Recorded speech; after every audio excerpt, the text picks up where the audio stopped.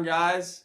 Cameron here with Two Gun. We're back with episode 2, and we have gotten an improved camera setup. I mean, we are fully blown podcasting. Ain't that right, Danny? Yeah, about right. Those cameras he showed you guys, we got them rolling. They seem to be working pretty good, so we'll see.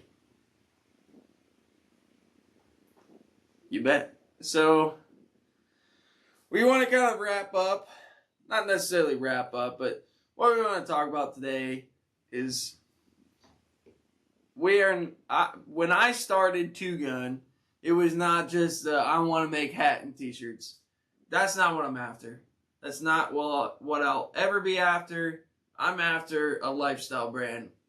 We all, and if you don't, you're interested because you're watching this.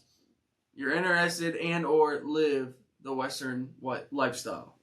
And all that entails, I mean, we're going to explain it to you. For the people that don't live this life every day like we do, we're here to educate you, entertain you, all of that.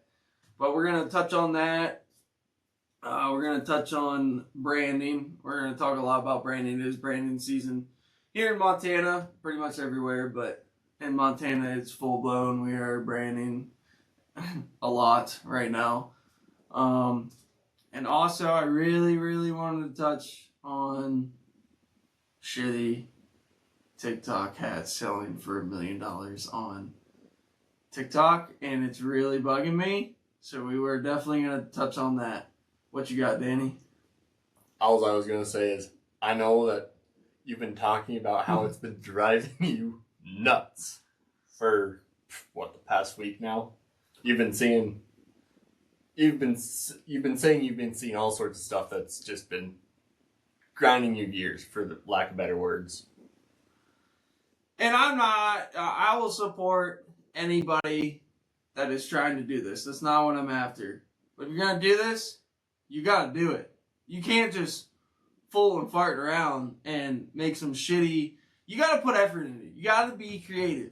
You cannot do this and not be creative and put all of your effort into this, because it's just not going to work out. And people know the difference between trying to make something good quality and great art, because we are in the art field pretty much, or at least I am, as far as designing and coming up with new logos and patterns and all that. But I've seen a lot of dumb shit lately on TikTok, and they're up in the price. All of a sudden now hats are $35. Well, that's not going to change here. $32. Excuse me. And that's it. So why not just start out on this topic? We're already rolling on it. Yeah, we will. Yeah, let's do that. Just full send it then. So just a full send. Nothing better than full send something. So all right, what's one of the biggest things you have to critique about some of the lower effort, lower input hats you see out there? A lot of it, now I don't have the time to sit down on a computer and spend 5 hours creating a design. Unfortunately, I do contract it out. I do use graphic design artists, but I'm very picky, and I'm very, I mean, they give you, I don't know, some artists only give you a few revisions, but I use them all.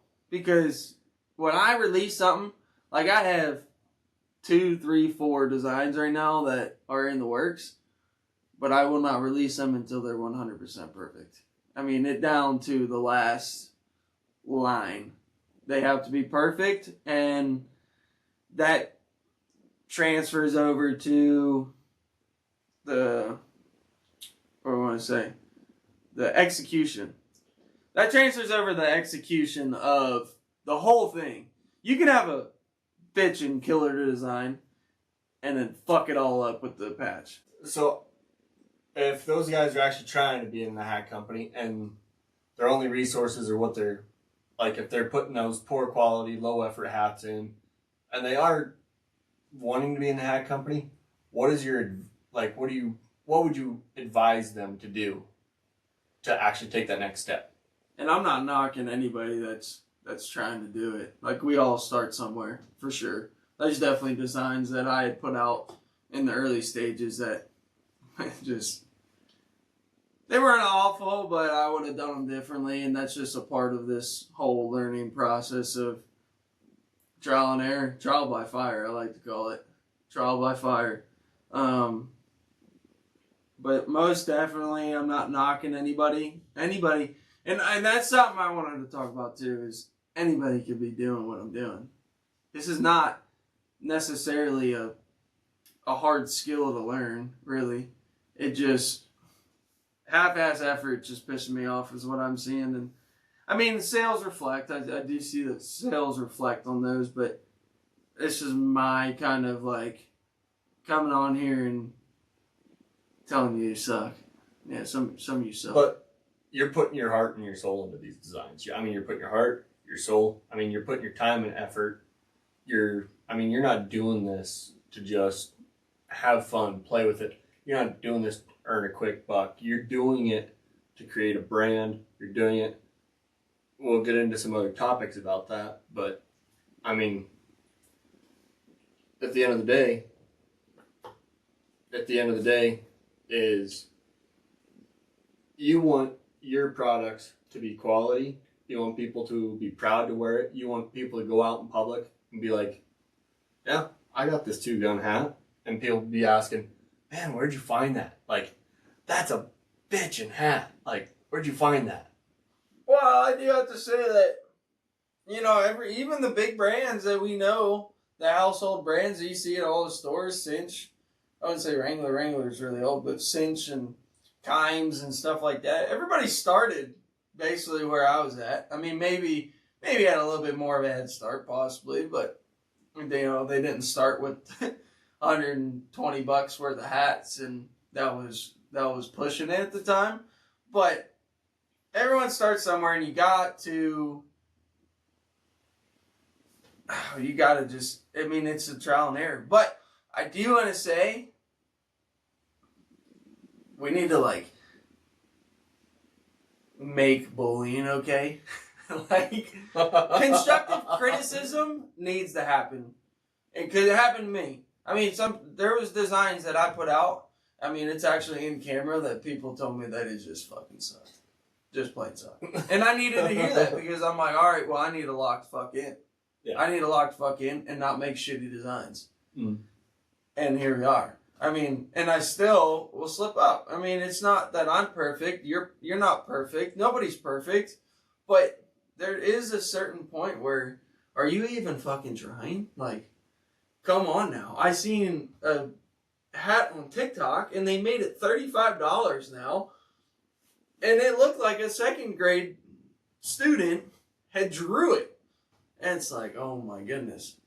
One, don't be up in the value. Don't be up in the price. We don't need to up the price of hats on any source of selling at all. $32 is plentiful, and if they're selling it for more than $32, they're crooks. Well, I should say not crooks, but because there's different. I seen one that had barbed wire on it. That was cool. I like that. It had like barbed wire across here? It was like, the rope hats, but it was like in the. It had a rope, and then it had like a little band of barbed wire. I wonder what brand of barbed wire. It was not actual barbed wire. But it was the mimic barbed wire. And those were more than $32, and that's okay. That's more than okay because they're pretty custom. It's probably costly. Their profit margins probably aren't that good on that hat. No, probably not. But I'm saying, like, a regular patch hat. No matter what kind of patch, unless it's plated in 24 karat gold or some shit, it should not be $35. And the problem is, people are still buying it. That's what's feeding them. It's like the truck market right now. You can't buy a shitty truck on Facebook Marketplace for less than $5,000. That's because people keep buying them. They keep buying them for $5,000. Somebody will pay that money. Oh shit! I bought a pickup right before COVID hit. Probably overpaid for the dang thing. You know the pig I'm talking about. The old dually with the long flatbed.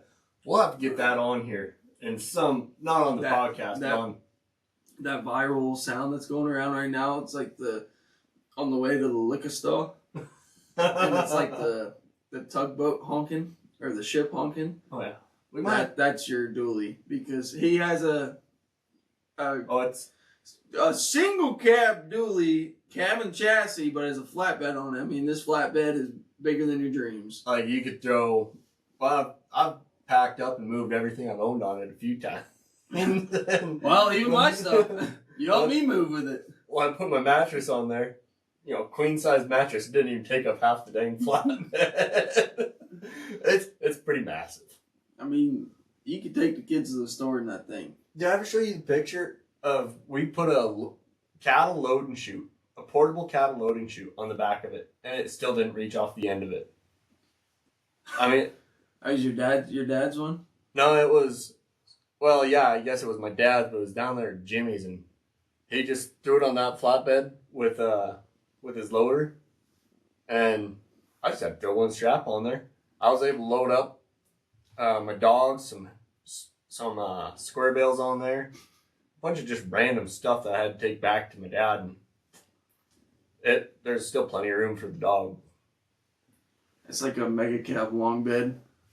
I think it's as long as a mega cab long bed. Oh, sure. It's the same length, but with a reg cab, and it's one of those wide. Yeah, if you had a crew cabin chassis, that thing would be long. You'd never get that thing backed up in the parking spot. Oh, that thing's not easy either.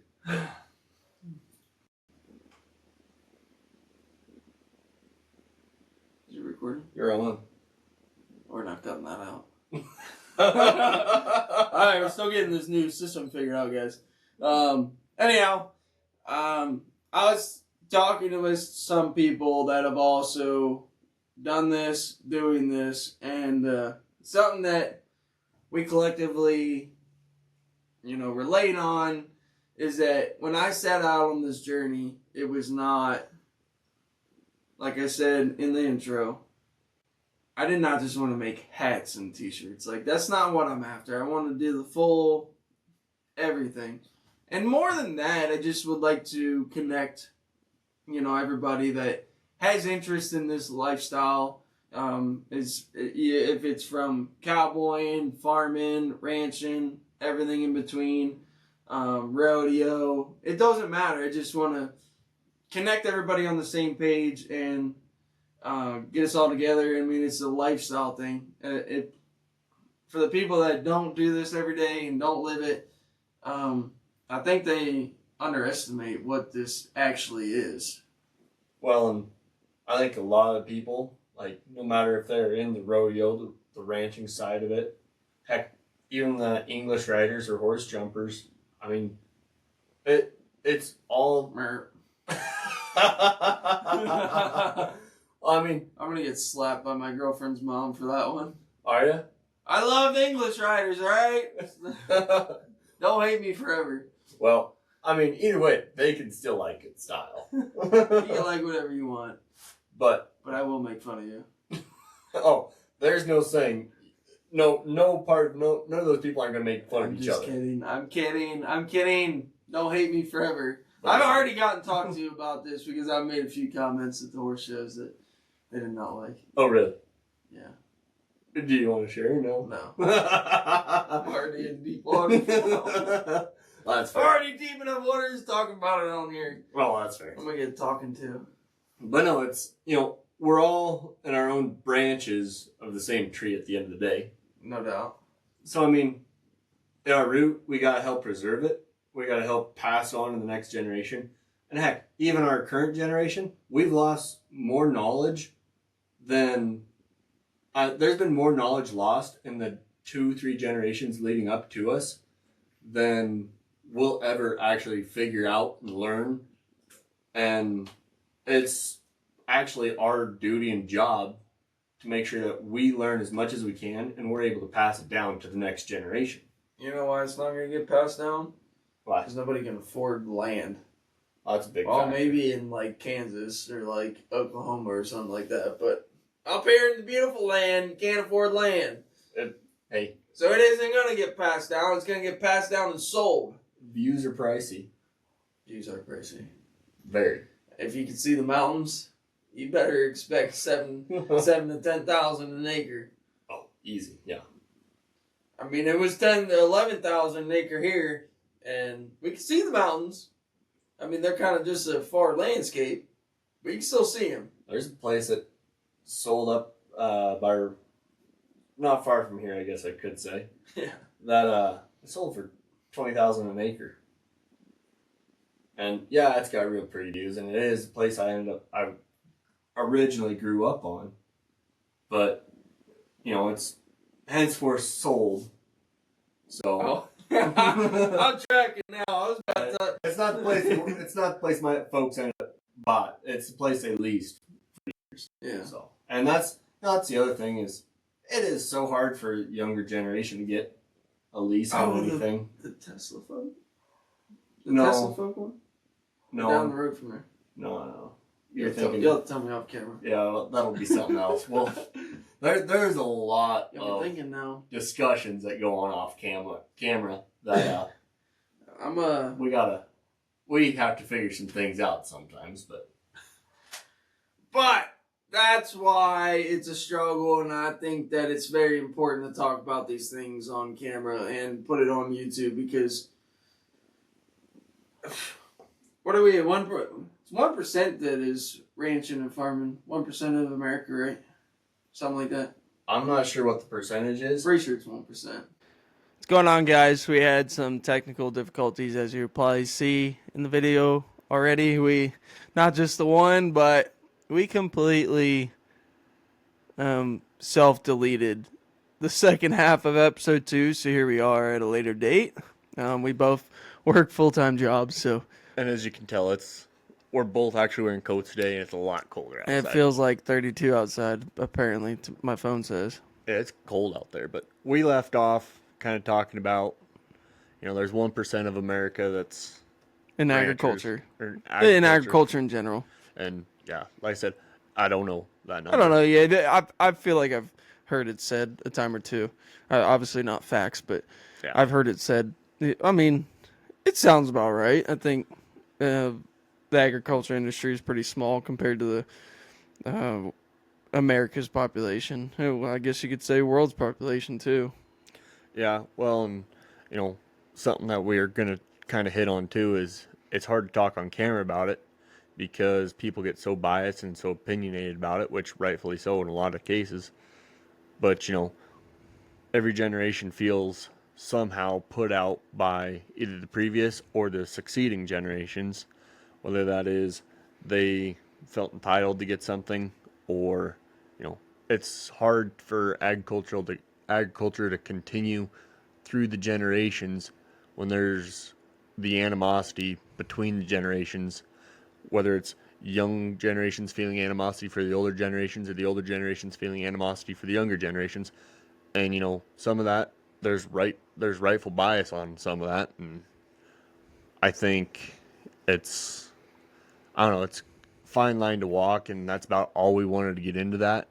But it needs to be known that is out there, and if you're getting into agriculture, you need to know that you're going to come across some people that are going to try to just put you down all the time, no matter what you're doing. Yeah, and I hate that. I personally hate that. But I have worked for and know a lot of people that had generational wealth, and I do have to say that is a lot of people are very quick to talk shit about them because they came for money. They had money to start out, and I think that that's not true at all. I mean, you have to keep it going. I mean, you could be given $2 million tomorrow and hand down an entire ranch, and you could fail in 2 months. I mean, there's a fact of the matter that you could have, like I said, all the money in the world and still fail. I mean, you have to know how to run it as well. I think generational wealth is not just what people make it out to be is, oh, you got handed that. Well, that's not true, because they still have to run it, and they still have to grow. And you're still putting your blood, sweat, and tears into it. I mean, so generational wealth shouldn't be what a lot of people make it out to be. It's not you're getting handed this. It's you put, and if you're getting if you're inheriting that generational wealth, it's because you already helped build some of that wealth. That's true. Yeah, and I think that gets overlooked too, is that a lot of people with generational wealth grew up working. I mean, you start working at 4 or 5 years old. So you technically did earn that generational wealth in a way. And it's something to set up for your children. I don't know. I don't know if there's a right way to do it. I'd love to see someone have something penciled out for X amount of children, how you break something down. Because truthfully, I've seen people try it and fail it. I think I can think of maybe one family that's actually been successful at it. And I just wanted to touch on that because I didn't want it to seem to our viewers that we were kind of talking shit about generational wealth.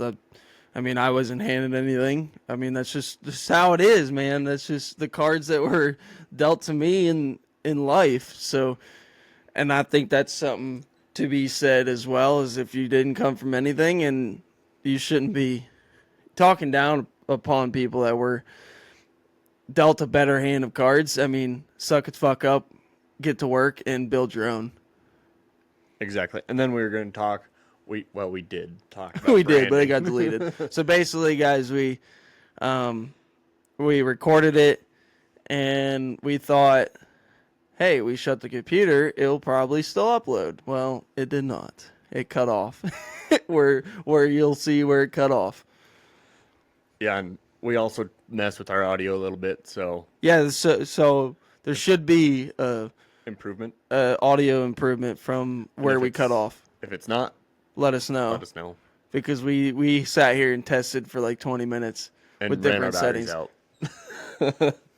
But we wanted to hit on branding too for people that don't know what it is. You kind of got a few options there. You can run your calves slick.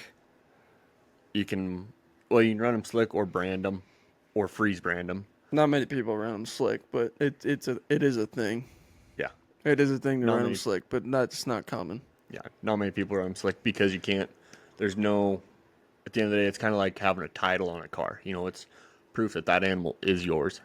And some sale barns, are cool with it, but anybody can sell a calf without a brand on it. Only you can sell a calf with your brand. So, I personally don't know anybody that runs them slick because it's quite blasphemy. It is. And so, but anyways, what's the branding process that most people do? Yeah. So you have snag and drag, which is catch them by the heels, drag them to the fire. You can shoot brand them, or you can head and heel them.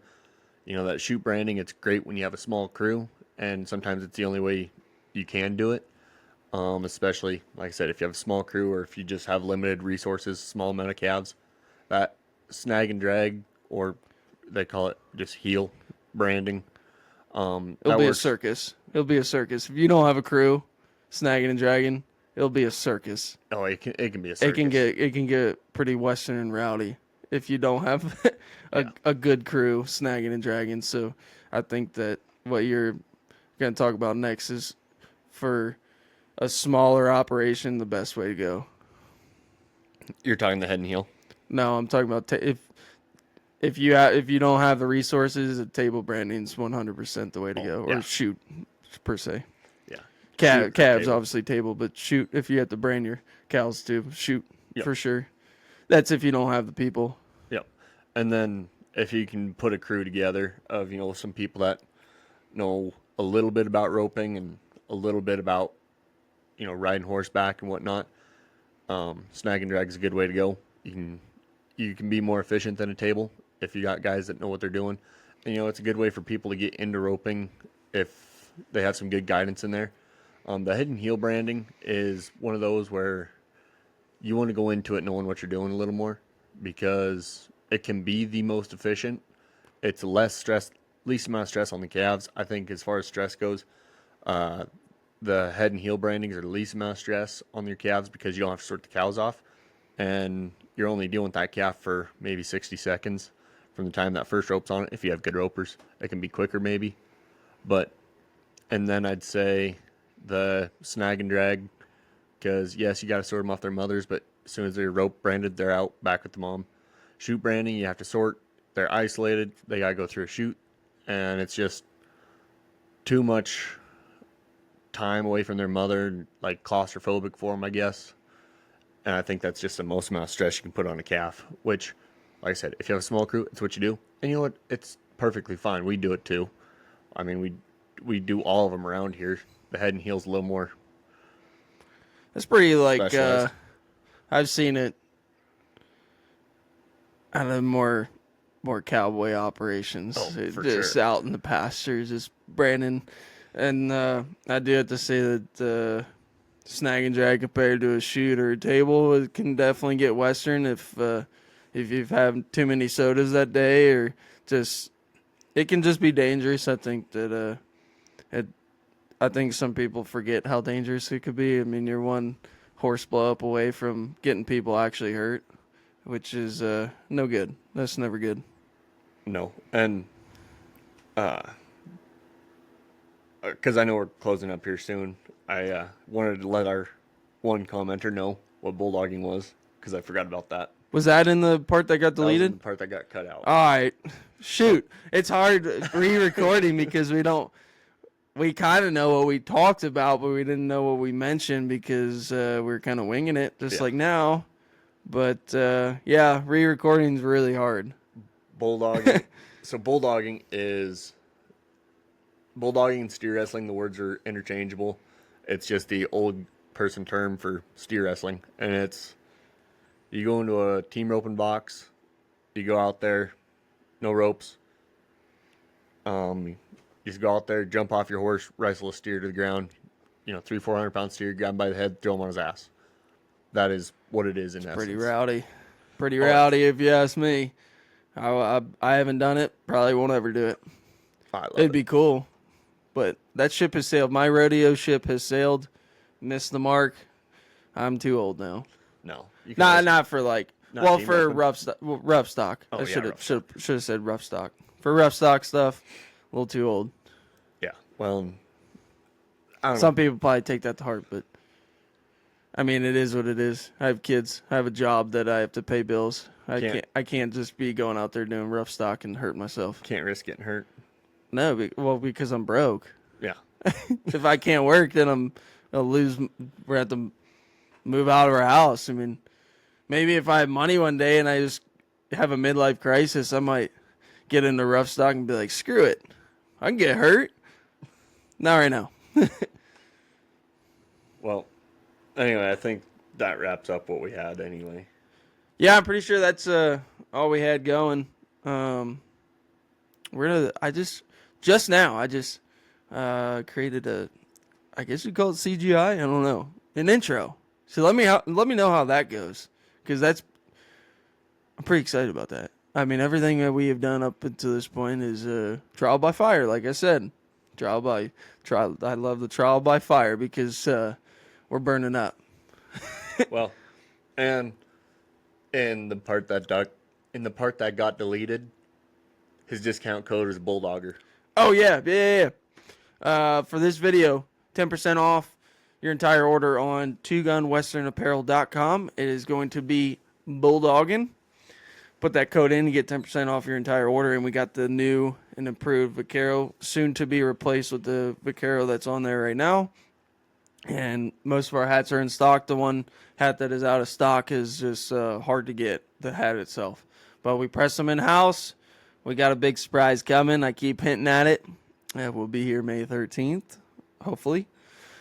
But that is all. Thanks for tuning in. Appreciate you guys. See you later.